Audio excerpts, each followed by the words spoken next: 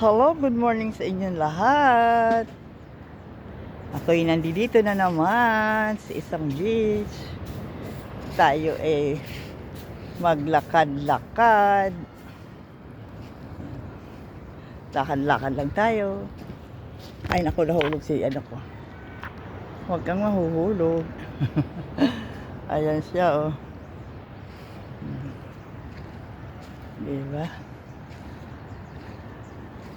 Tayo mag-exercise ng tuhod. Lakad-lakad lang tayo, exercise ng tuhod. Yan. Ayan, oh, ayan, yan ako. Pakita ko sa inyo kung nasaan si Doña Isabel. Ayan, meron na naglilinis, oh. Yung mga lumot, oh, kakalaykay nila yan. Gaano kaganda ang ating kapaligiran. Ayan ang sunrise. Sunrise, haring araw ay nagpakita. Napakaganda. Kita nyo.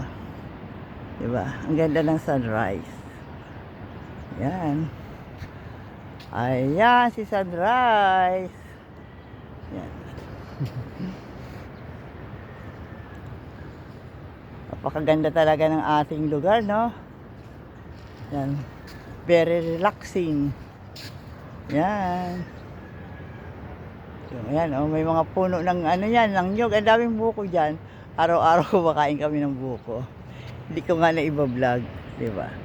Sana ma-vlog. Ayan si Haring Araw. Oh, yan. Kita niyo yan. Low tide siya ngayon. Pero kahagabi talaga totally walang tubig dyan. Ngayon, ipaumpisa na yung ano, high tide. Kita mo, pinakikita ko sa inyo yung aking pinuntahan lugar. Dito to sa kapatid ko. Minana namin to sa aming mga magulang. Meron naman akong dito naman na kaya lang nasa kabila. Yan, meron ditong dogi-dogi. Bantay yan dito. Ayan. Sobra ganda talaga. Madumi pa, oh, kasi nagkakalaykay. Ayun, tagalinis, oh. Naglilinis pa siya, oh. Ayan, pupunta doon. Ngayon lang sila kasi napakaaga pa ngayon. Wala pang 6 o'clock. Pero si Haring Araw nagpakita na. Si Haring Araw bago mag 5 o'clock yata. Ayan. Nagpakita si Haring. Ayan. Diba? Napakaganda talaga ng sunrise.